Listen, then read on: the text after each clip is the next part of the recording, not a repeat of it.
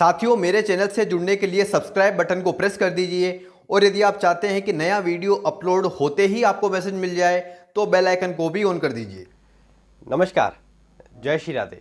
मैं अंकुर जोशी आप सभी का अंकुर एस्ट्रोलॉजी चैनल में बहुत बहुत स्वागत करता हूं। मेरे प्रिय साथियों, देखिए आज हम जो है मिथुन लग्न का जुलाई माह का राशिफल समझने वाले हैं। देखिए स्क्रीन पर जो आपको कुंडली दिखाई दे रही है, इसमें आप जुलाई माह के प्रारंभ में ग्रहों की स्थिति को समझ सकते हैं।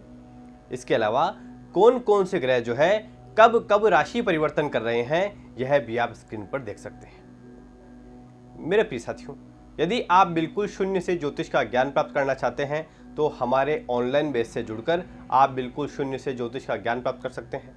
आप स्क्रीन पर दिए नंबर पर व्हाट्सएप करें, आपको जानकारी प्राप्त हो जाएगी। इसके अलावा यदि अभी तक आपने हमारे चैनल को सब्सक्राइब नहीं किया है तो सब्सक्राइब करके बेल आइकन अवश्य दबा दीजिएगा, ताकि जब भी कोई नया एपिसोड अपलोड हो तो आपको मैसेज मिल जाए, आपको नोटिफिकेशन मिल जाए। मेरे प्रिय साथियों, इस जुलाई माह को हम 3 भागों में बांट सकते हैं। पहला भाग 7 जुलाई तक, इसमें बुध जो है अपनी ही राशि में रहकर भद्र नामक पंच महापुरुष राज्यों का निर्माण कर रहे हैं, यह बहुत अच्छी स्थिति है। इसके बाद दूसरा भाग 8 जुलाई से 24 जुलाई तक है।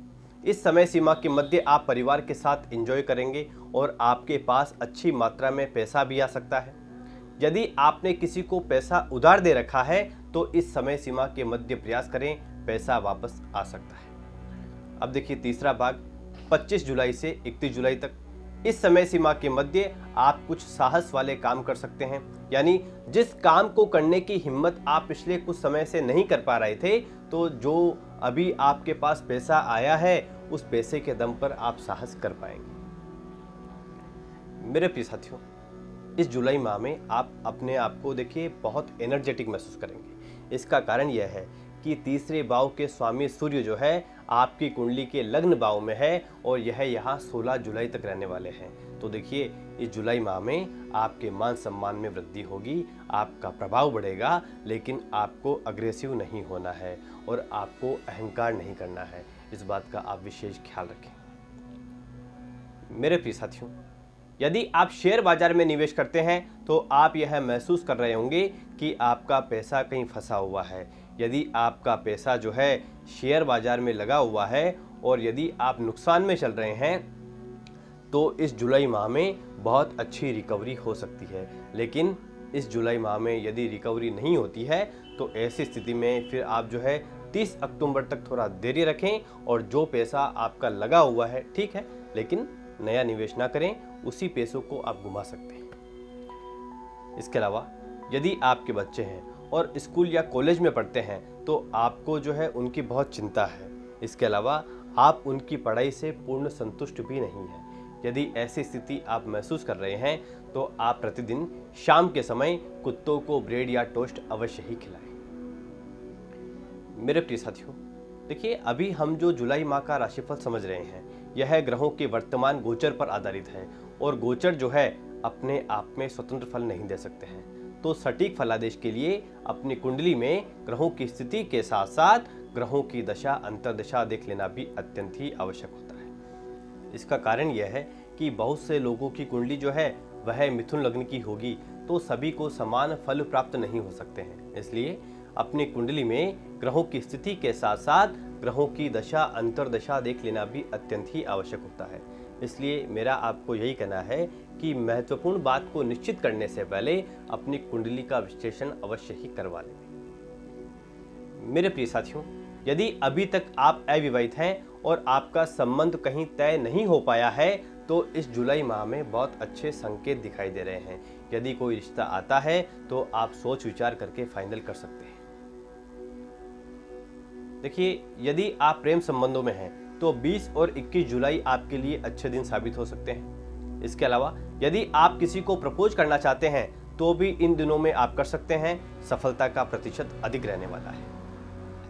मेरे प्रिय साथियों, आपकी कुंडली के एकादश भाव में राहु और बृहस्पति की युति है, जिससे गुरु चांडाल दोष बन रहा है। देखिए बृहस्पति आपकी कुंडली के सप्तम भाव के भी स्वामी हैं, जो कि हमारा विवाह भाव भी है। और देखिए बृहस्पति के साथ ही राहु बैठे हैं, तो आप किसी भी कीमत पर अपने पार्टनर के साथ चीट ना करें। यदि आप अपने पार्टनर के साथ चीट करेंगे तो राहु एक्टिव हो जाएगा, और यदि राहु एक्टिव हो गया तो समझिए कि आपके सामने परेशानी खड़ी है। देखिए, इन सब चीज़ों से बचने के लिए आप समय समय पर मंदिर जाते रहें, साधु संतों का आशीर्वाद लें। यदि घर में बड़े बुजुर्ग हैं तो उनका भी आशीर्वाद लेते रहें, जिससे बृहस्पति बहुत सकारात्मक फल देंगे और आपका व्यवसाय भी बहुत अच्छे तरीके से चलने लगेगा। देखिए, वैसे व्यवसाय के लिए तो यह समय अच्छा है। आप अपने व्यवसाय में आगे भी बढ़ेंगे। आप अपने व्यवसाय में कोई नया निवेश करना चाहते हैं तो कर सकते हैं, लेकिन मैंने अभी आपको यह बताया है कि आपको किसी भी तरह से राहु को बल नहीं देना है। यानी आप किसी के साथ चीट करेंगे, किसी के साथ धोखा करेंगे, किसी को परेशान करेंगे, या घर के बड़े बुजुर्गों को परेशान करेंगे, या साधु संतों का अपमान करेंगे तो राहु एक्टिव हो जाएगा, फिर आपको परेशान होना ही है। तो इन बातों का ख्याल रखिएगा, नियमित रूप से मंदिर जाएं और घर के बड़े बुजुर्गों और साधु संतों का आशीर्वाद लेते रहें। देखिए, यदि आप ऐसा करते हैं तो आप ये पाएंगे कि आपका व्यवसाय जो है, आपका जो भी कार्य है, उसमें भी आप आगे बढ़ रहे हैं। मेरे प्रिय साथियों, 8 जुलाई से ही आपके लिए परिवार से संबंधित बहुत अच्छा समय है। आप परिवार के साथ एंजॉय करेंगे, बच्चों के साथ एंजॉय करने का यह समय है, आपकी सेविंग भी बढ़ेगी। मेरे प्रिय साथियों, यदि आप जॉब करते हैं और यदि आप अपनी नौकरी बदलना चाहते हैं तो 12 जुलाई के बाद समय सकारात्मक है। हो सकता है कि 12 जुलाई के बाद आप कहीं इंटरव्यू देने जाएं तो सफलता का प्रतिशत अधिक रहने वाला है।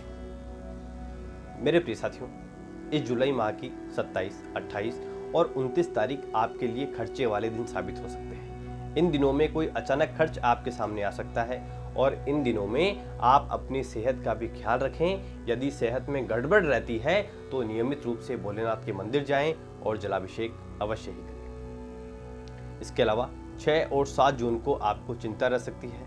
इसका कारण यह है कि इन 2 दिनों में शनि और चंद्रमा की युति से विष योग बनेगा, जिससे जो है आपको चिंता रह सकती है, सेहत में गड़बड़ रह सकती है। इसके अलावा बहुत ही महत्वपूर्ण बात, इन 2 दिनों में चंद्रमा जो है अपनी ही राशि से षडाष्टक दोष में भी रहेंगे, जिससे देखिए परिवार से संबंधित आपको चिंता रह सकती है। तो इन दिनों में आप भोलेनाथ के मंदिर अवश्य ही जाएं और जलाभिषेक करें। इसके अलावा 15 और 16 जुलाई को भी आप अपनी सेहत का ख्याल रखें। इन 2 दिनों में भी आपकी सेहत जो है गड़बड़ रह सकती है। इसके अलावा देखिए, अमावस्या जो है यह 17 जुलाई को है। तो अमावस्या के दिन आप गायों को हरा चारा अवश्य ही खिलाएं और जरूरतमंदों की मदद करें।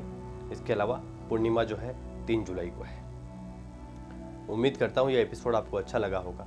यदि अच्छा लगा हो तो वीडियो को लाइक अवश्य कर दीजिएगा और चैनल को सब्सक्राइब करना नहीं भूलिएगा। मिलते हैं अगले एपिसोड में। जय श्री राधे, जय श्री राधे।